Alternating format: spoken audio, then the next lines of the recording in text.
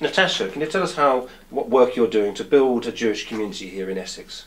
Yes, so it started about 3 years ago when we set up a satellite group of a synagogue that we belong to in Newbury Park, which is in Ilford.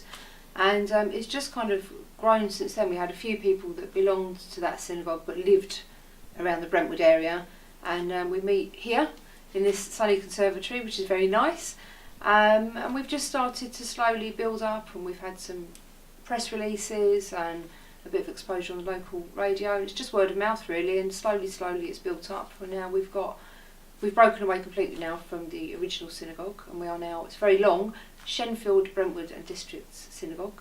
We don't have a building at the moment because churches have funding from government for buildings, but we don't. So at the moment it's here or my house or anybody else who's willing to say, yes, you can use my front room, but it won't be long, I don't think, before we need a hall. So we get about 25-30 people on a Saturday morning for a service, and we're setting up a Sunday school for our children from the age of 2 up to 13, 14, 15, however old really they want to come.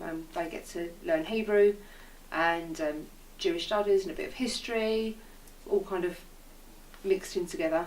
That will be in my front room, which will be interesting because we haven't got that much space. And why is learning Hebrew so important? Because when the child reaches 13 in the Jewish faith, you become B'nai Mitzvah and you read from a Torah scroll, and that's in Hebrew.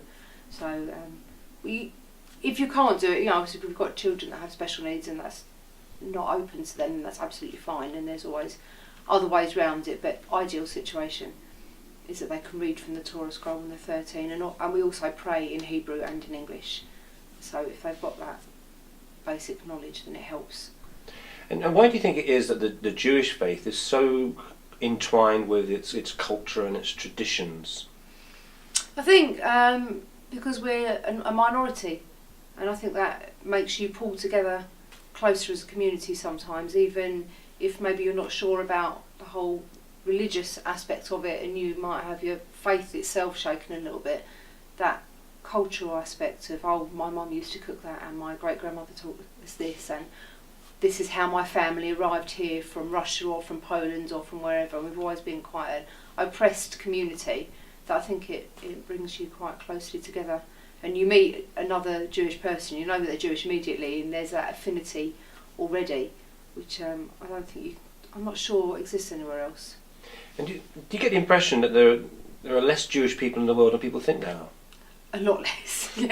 There's pockets of us, so people say that the film industry is full of Jews, which it probably it is, and go to Stamford Hill and you're going to see a lot of Jewish people, and there's pockets, but actually we make up a very, very small percentage of the world now. So I think that, again, that makes us pull even closer together. If you find other people that are Jewish, you may not end up being best friends with them, but I think there is something about that that makes you want to stay in contact.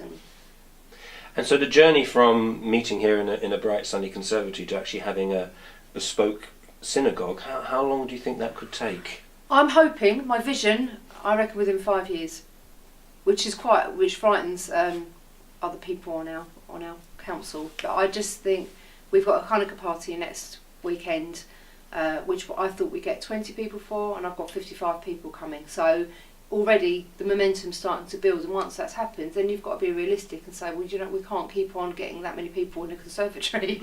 So I think initially we're going to look at hiring a hall, and we'll go from there. But a synagogue can be any building, as long as there's space for an ark to put the Torah scroll in. That's it. So that there's one in Southend that it's a converted house, and that's fine. It doesn't need to be a purpose-built building, but that would be lovely if we could. And did you say you are a charity at the moment? So yes, we have registered charity status, and we are affiliated to Liberal Judaism, so that means that on the gloomy side of things, that anybody that's a member can be buried, and it's easily sorted out, because otherwise it can be quite tricky. And we endorse mixed faith blessings, which is quite a big difference between progressive and orthodox. So it's not a marriage, but so you'd have to get married still in a civil ceremony, but you can be blessed by a rabbi, and we do mixed faith burial and also gay blessings, gay burial as well, which is a big move forward in the progressive movement. But something that I think is very important, because we need to be open to the whole community and be realistic about who's out there and what people want. So I'm really excited that we're moving forward with liberal Judaism.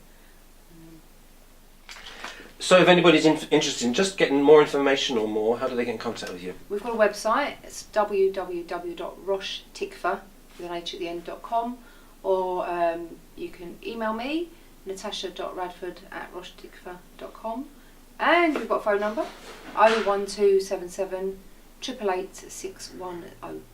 So lots of ways of getting in contact, and if we're not here then we'll get back to you quickly. So at the moment we don't have an office, it's just us, but we've got a proper board of directors and trustees, so we're set up